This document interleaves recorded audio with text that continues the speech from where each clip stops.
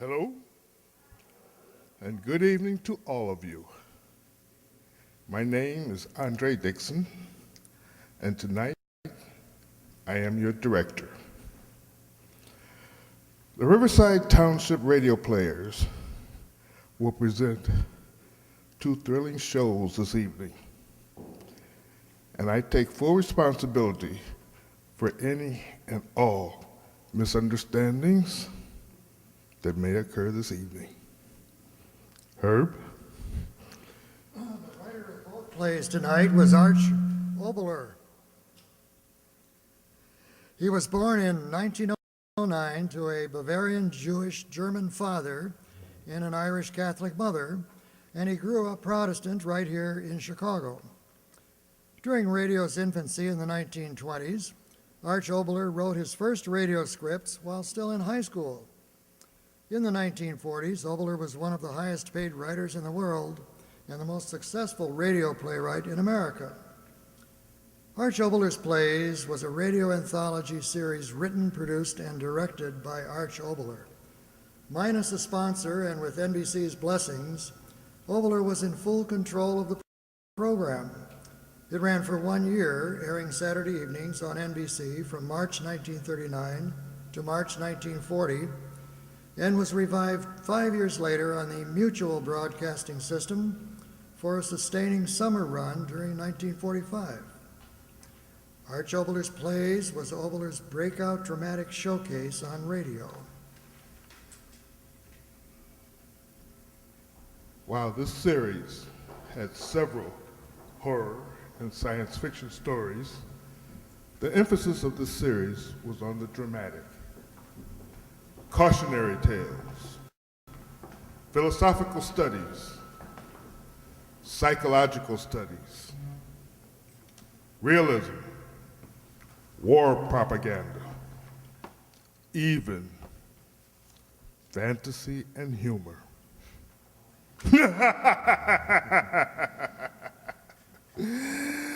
Just getting you ready for tonight's play, entitled Another World.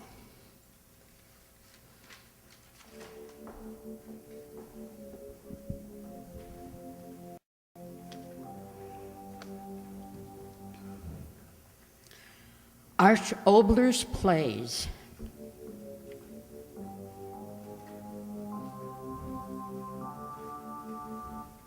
A Story in the Night.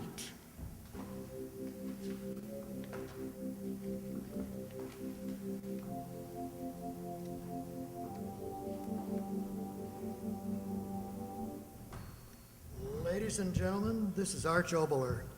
Tonight, I fully expected to bring you the story of Another World, a play full of roaring rocket ships speeding through space, bringing the people of our Earth to new adventures on other planets. And then I began to think, why go into interstellar space for a story of another world, when here on this Earth, within ourselves, there are other worlds, the other beings we might have been.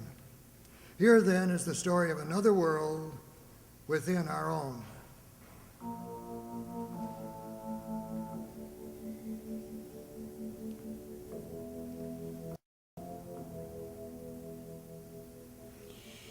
In a cell on the death block of a southern penitentiary sits a woman weeping. It is cold, dismal, a dreary night. Outside, a chilling rain beats endlessly against the small barred window. Inside, alone, a young girl kneels beside her prison cot, talking softly in the dark. I couldn't help it, Mother. I couldn't help it. It wasn't my fault. Oh, please believe me, Mother. There's no one else I can turn to now. You'll understand, won't you? If you'd only been alive, you could have helped me. And now, somehow, I think you're close, listening to me, and I want to explain to you, tell you everything that happened. You remember the boy next door, Bob. He was only 10 when you died. Poor Bob. He was so happy that night. Father had just announced our engagement, and we had a big crowd at the house. Everyone was so happy and gay, and afterwards, when everyone had gone, Father went inside the house, and Bob and I were alone in the garden. Oh, it was so warm and lovely. Happy? Mm-hmm. So am I. It's going to be wonderful, Joan. Just us two. Just us two. I could hardly wait for the rest of them to go. Blame me? I love you, Bob. I can stand it, honey. Why were you so scared when your dad got up to make the announcement? I don't know, oh, let's just forget it. The blushing bride? No, really, Bob, it wasn't anything. Oh, come on now. Tell Robert. Please, Bob. Darling, that's love. I want to know everything you think and everything you feel, even before you... No, you mustn't. Don't ever ask me things, Bob. Please, you've got to promise. Joan, what's the matter? Nothing. Only, well, it isn't good for anyone to know so much about anyone else. Oh, go on. I know all about you already. You're the loveliest, sweetest girl a man ever loved. Keep your arms around me, Bob. Like this. Always. Everything's all right when you do that. Is it? Gee, the whole world seems different tonight. I mean, there's a kind of singing in the air. You hear those sounds, honey? Bob? Yes, Joan? Bob, do you ever... I mean, does it ever happen that... What are you trying to ask me, honey? Oh, I don't know. Oh, come on now. What's on your mind? Well, do you ever hear things? Well, sure. That's what I was telling you. Listen to them singing crickets and the frogs. But I don't mean that, Bob. I don't mean from outside. I mean, do you ever hear things from the inside?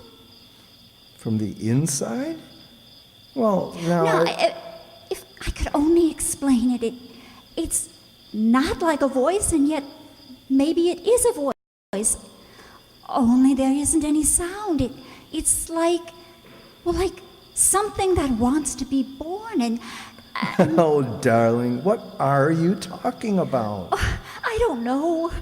Well, somehow all evening I've had a feeling that inside of me, as if... As if what, sweet? As if... oh, it's nothing at all, I guess. I've just been running around too much, that's all. Well, I'll say you have. So strangely nervous. I've noticed it in the last few days. What is it, Joan? Can't you tell me? Well, I'm not sure. Oh, please, Bob, let's not talk about it anymore. Hold me close. It's getting so chilly. I'll get your coat. No, Bob, It don't... won't don't take a moment, Joan. I'll be right back. Hurry, dearest.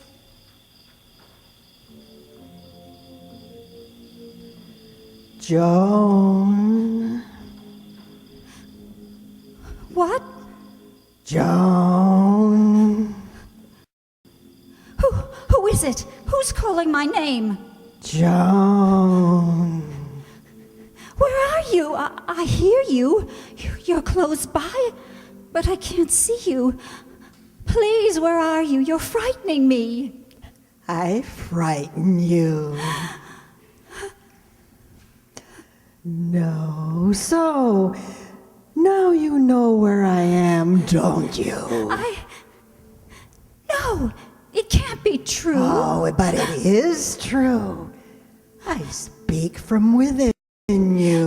No, it's someone speaking from the outside. Someone's trying to frighten me. I won't listen to you. Yes, cover your ears. No, Ah, yes, and you still hear me. in my head. Yes, in your head. Madness. You little fool. It's reality. Stand where you are and listen. You must. In my head? Yes, in your head. That's where I am. And that's where I've been all these years. The two of us? Yes, the two of us. Living in the same body. Your white body. You've known I was there, haven't you? No. Oh, yes, you have. No. I fought with you all your life. You wanted to do this, I wanted to do that.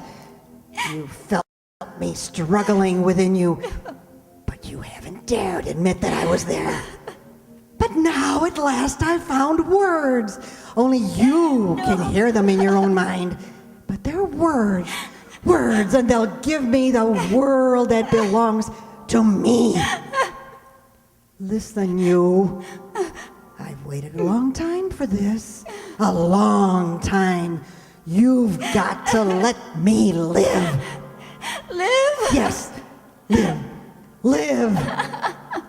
Speak words that others can hear. Do what I want with this body I live in. Oh, no. I've waited to live so much. I fought in the darkness so long. At last, I fought my way through so that you can hear me. But now I want more. Much more. I want to have all of the body. You hear me? All of it. You've had it so long. It's my turn now. Listen, you've got to give it up. Give it up? Yes, you little simple fool. Stop repeating my words. I want you to give it up. Your body, your mind, to me. In the end, you'll have to anyway. I've grown stronger month after month, year after year. I've always been in you without words. But now you hear me. You've got to give up your body, your mind to me. It'll be easy. Just give up. Give up struggling against me. Oh, no. I will win. I will. I've waited so long until you were tired.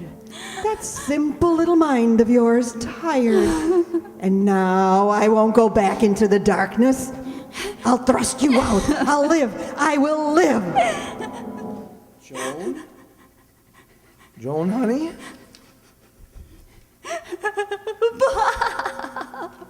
What is it, honey? What happened? Hold me closer, Bob. Closer.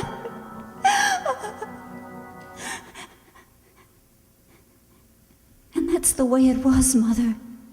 The first time. That was the first time I heard her. She was in my mind, Mother, right in my mind. I could hear every word. It was madness. And yet, it wasn't madness. It was really happening. Oh, those terrible days that followed, Mother. That horrible woman inside of me. Carmen, she called herself. Fighting me every moment, wanting to... Well, I didn't quite understand. To stop resisting her, I guess, so that she could come alive in me and do what she pleased with me. And at first I was too frightened even to struggle. She made me think such horrible things, Mother. Father and Bob, they couldn't understand what was happening to me. They used to spend long hours together talking over what had happened to me. Mr. Andrews, I tell you, Joan has changed. Now, my boy, calm yourself. Everything will come out all right. We've got to do something, sir. Why should someone as sweet and gentle as Joan suddenly turn into... I tell you, I can't stand it. But, my boy, what can we do? I don't dare call in a physician. He might say... Yes, I know what you're thinking. But she's not insane, sir. Don't even think of it. Joan is not insane. It's a strange sickness that'll pass. It's got to pass. Yes, Mother. I used to hear them through my bedroom door. Long hours of talking, whether I was sane or not. And all the time, that horrible woman inside of me threatening me, telling me that they'd put me in an asylum unless I listened to her, taunting me.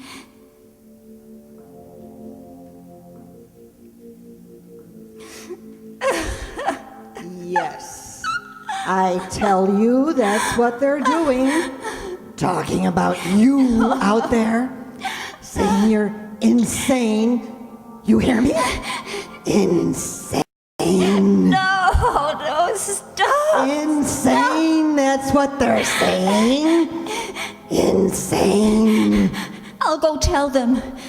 I'll tell them the truth. The truth? You little fool. Who'll believe you? A mind within a mind? Who'll believe you, I say? They'll put you in an asylum for life. You hear me? An asylum for life. You know what that means? Yes, weep, you little white-faced fool. But that won't help you. In an asylum, that's where they'll put you. Walls around you all your life. Better to be dead, I tell you. Better to be dead. Yes, I'd rather be dead than that. I can't. Then listen to me. Let me take over. Let me live. It'll be so easy. Just don't fight with me anymore. You will do that, won't you? No, never. You evil thing, you. I'll never let you. You will. You will. You will. That's what I told her, Mother. I'd never let her do what she wanted. Never. But she kept after me, Mother. Day after day. Oh, I couldn't stand it any longer. And in Father's eyes, I began to see the thought of insanity. And I was so afraid. So very afraid. And she kept after me, hour after hour, taunting, threatening. Listen, you little fool. Listen to me, I say. You must listen. Oh, what's the use of burying your head in the pillow? You know you'll hear me no matter what you do. You'll always hear me. I'm in you forever. You hear me? Forever. Oh, why don't you leave me alone? You fool! I can't leave you alone. I can't. I want to live. I've wanted life so long. You've got to let me have it. I'll go to Dr. Wen. I'll tell him everything. He's my friend. He'll help me. No, doctor, you little fool. No, doctor. They'll put you in an asylum, I tell you. An insane asylum. I don't care. Anything to stop this madness, you. No, you can't go to anyone. A bargain. That's what I'll make with you. A bargain. Bargain? Yes, that's what I'll make with you. A bargain. I'll give you your freedom. Freedom, do you understand? I'll never talk again. You won't ever have to know I'm here inside of you. You'll be just as you used to be. You'll be alone.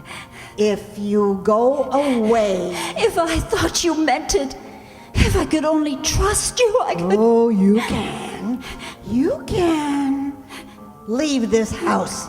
Go away, far away, to a new town, start a new life. I'll leave you alone if you do. Only go away. You've got to go away. A new life. Yes, yes, a new life. I'll go away. I'll go away. And so I took the money you left me, Mother. I took it. And I ran away.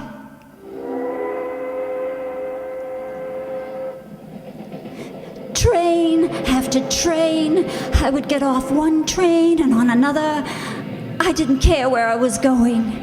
I just wanted to get away, far away.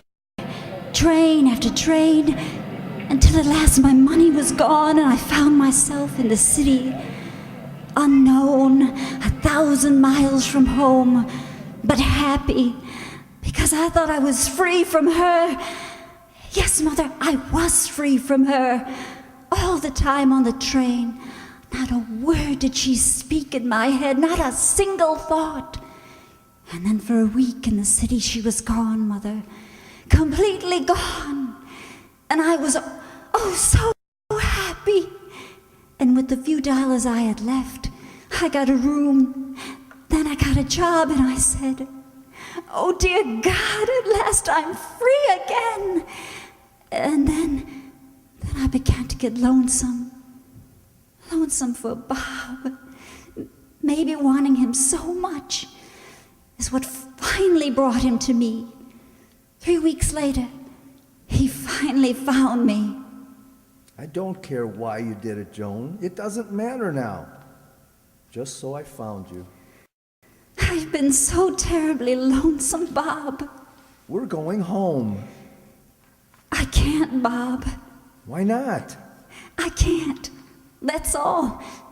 You've got to believe me. But I don't know what to believe anymore. You keep on saying that you still love me. I do. I do love you, Bob. I'll always love you. Well, why don't you want to go back with me then? Because I've got my reasons, I tell you. You wouldn't understand. Well, how can I? You won't give me a chance. You're not even giving yourself a chance. You don't belong in a place like this. You belong with us, with your dad, and with me. We love you, Joan. We want to take care of you. If it's something you've done... Oh, no, it's nothing like that, Bob. Well, it doesn't matter. Whatever it is, we'll make it right. If you'll just come back with me. Don't ask me, Bob. Don't ask me anymore. I love you, Joan. Then do what I say, please. If you really love me, go away and leave me here. Go back. Go back alone. Please, I'm begging you, Bob. Because I love you. Because I love you. You love me, and I love you. I think we've had enough of this nonsense. You listen to me, Joan. I'm going downstairs. I'm going to pay your bill. Then we're going to pack your things, and we're going to catch the next train. We'll have no argument about it either. No, Bob. Bob.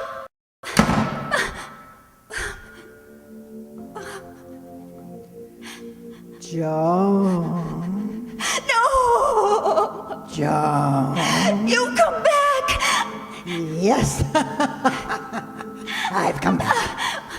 But you said you wouldn't. You promised me. You said you wouldn't come back if I went away. You lied. You lied to me. You lied to yourself. You knew I'd go wherever you went. You cheated me. And you've cheated me through all these years.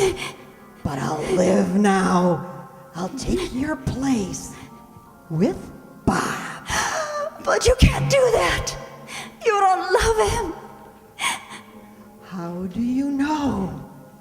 Why, you little white-faced Puritan, what do you know about love? What do you know about life? What will you ever know unless I teach you?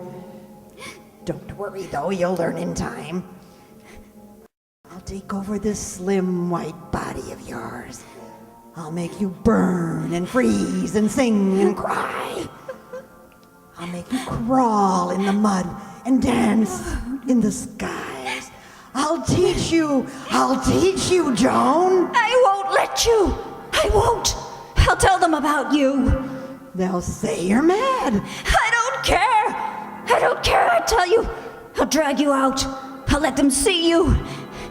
They'll help me destroy you. I'll destroy you first. I'll destroy you, Joan. Bob! Bob! We're all set, honey. I've paid the bill and we're ready. Bob, listen. I've changed my mind. I Don't say it, darling. I know. You want to go home. You've straightened things out in that funny little head of yours. Wait, Bob. Not a chance, lady. We're not waiting for anything now. Come on, let's get to work on these bags. I warned you, Joan. Bob, listen to me, please. There's no time now, honey. That train leaves in 40 minutes. I said I'd destroy you, Joan. You know, for the first time in my life, I enjoy packing. That might never happen again. Kill him. No! What did you say? Nothing. Kill him. Don't look so scared. Pass me those things on the dresser. Kill him. You know, I just figured out why I The scissors. never enjoyed The scissors on the packing dresser, before. Joan. Never tried it when I was happy. Go pick them up. Not this They're happy anyway. sharp. Joan. Hold Honey, them I've got tight. a hunch. Joan, tight. Everything's He's going not to be looking. all right. Raise your From arm. now on, let's Higher. just forget about Higher. the past few months. Now, strike. Ah!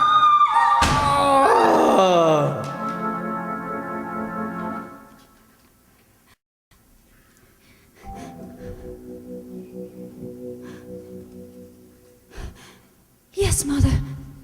Dead. But I didn't do it, you understand. I didn't do it. It was she pounding in my mind. She made my fingers hold the scissors. She made me, Mother, you do understand, don't you? She wanted to destroy me, and that's the way she did it. And then the trial. What could I say? What could I do? Who would believe me? She didn't come back anymore. She was satisfied with what she did. She was waiting. Oh, that trial, Mother. Lawyers talking. Lawyers. And I say to you, gentlemen of the jury, never in the history of this community has more of a cold-blooded murder been perpetrated. Doctors. Was I sane? Was I insane? Doctors. More doctors. No doubt of it, gentlemen, this girl is sane. I'll stake my professional reputation on that. This girl is sane. I'd say she's completely responsible for her actions. Testimony, evidence, prosecution, defense, people talking. Guilty. I object. Talking. Gentlemen, insane, not insane. Insane, not insane. Murderous. Stop! Oh, Mother. Mother, what I've gone through. What a horrible thing she's done to me. Mother, I can't cry anymore. There's so much to tell you. There's my lawyer. The judge appointed him. I had no money, you see. You see, Mother, I didn't tell them my right name. I didn't want the newspapers to print it so that Father would find out. They don't even know about me now, Mother. It's best that way. Don't you think so? Oh, yes, I was telling you about my lawyer. His name was Eric. He's very kind. He tried so hard to help me, so very hard. Joan, listen to me. Why don't you let me help you? Tell me everything there is to tell. Oh, please, just... But the trial's almost over and things aren't going well for us, you know. What difference does it make? But Joan, it does make a difference. It makes a difference to me. Oh, my darling, look at me. Eric, no. I want you to live, Joan. I want you to live, if not for your own sake, for mine. It's too late. No, it's not too late. This is a Southern jury, and you're a woman. Give them the slightest reason to doubt, and they'll never convict you. But if you continue this silence, you will die, Joan, and I don't want you to die. I don't want you to die. Oh, he was in love with me, Mother. Such a fine man. In love with me who could never know love because of her. Then the last day of the trial, and all those days, she'd never talked to me. Gone. Silent. And Eric, he made a speech to the jury. He said that if I killed the man, there must have been good reason for what I did, and a reason that I couldn't even tell to him. Oh, Mother, how could I tell him of her, that horror inside of me? Then the jury went out. Oh, such a long time. And Eric was very pleased. He said the longer they stayed out, the better. The jury's been out almost 6 hours now, Joan. It's a good sign. You've been very kind, Eric. You... Joan. You! What is it, Joan? Nothing, Eric. No need to worry, Joan. They won't convict you. Joan, what's the matter? You're so pale. I'm all right. The jury's coming in. The jury. Look, darling. They're smiling. You'll live, Joan. You'll live. And I'll live with you. Joan, I think we did it. We'll both live, Joan. We'll live for Eric. No, not him. He loves you, doesn't he? We'll take care of him. No. First it was Bob. Now it's Eric. Then... I won't let you. I won't let you. Joan, what is it? Both of us, Joan. With Eric. I won't let you. I won't let you. Joan, We, the jury, find the defendant not... No, stop! I did it! I killed him! I'm guilty, I tell you! No, Joan, please! Joan, no! Guilty!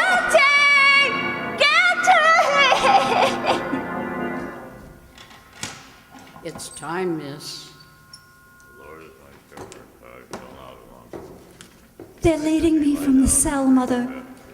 The corridor is long and dark. I'm not afraid to die, Mother. I'm not afraid. When I die, she dies too. Her evil dies with me. That's why I'll die happy, Mother. Happy. Under the door, Mother. Light. The gallows. But I can't be afraid, Mother. I can't. She dies too. We walk upstairs. The gallows platform. I'm smiling, Mother. Smiling down at all of them, looking up at me down there. I'm smiling, Mother. I mustn't be afraid, Mother. I mustn't. She dies with me. The evil of her. I will not die with you, Joan. You will. You will, Carmen. I'll be close to you, firing you for all eternity. You hear me? For all eternity. I might have had life, but for you, you hear me? Life and you stole the body from me. For that, I'll never give you peace. Never, never. His hand is on the lever.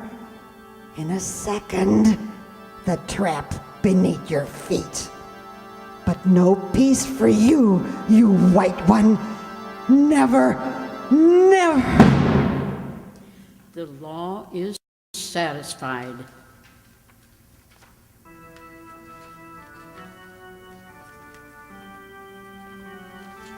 You were wrong, Carmen. Evil one. You were wrong. Now there is peace.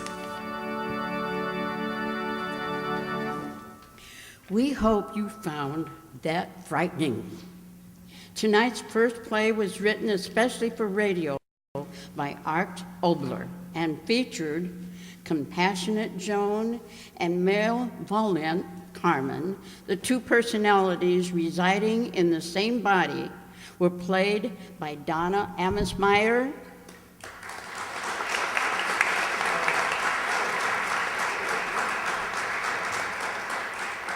and Allie Babka.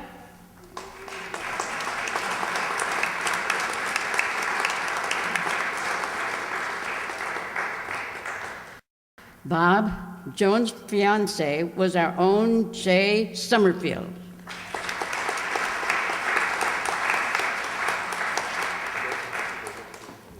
Joan's hardworking lawyer, Eric, was Mr. Walt Kovalek.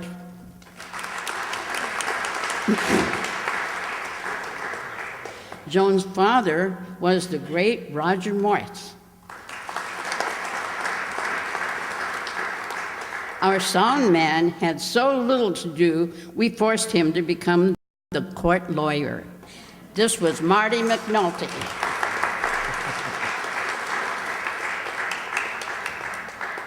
The special opening for this show was greatly enhanced by Herb Thompson, who also portrayed Art Obler and the Doctor.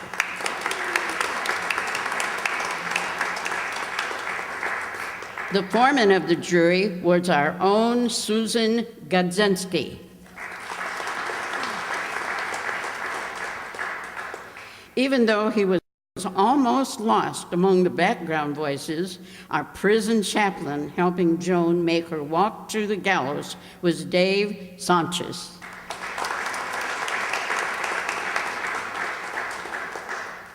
The prison warden and a lonely voice in the night were both played by me, your announcer, Nell Brennan. Art Obler's plays are presentations of the National Broadcasting Company.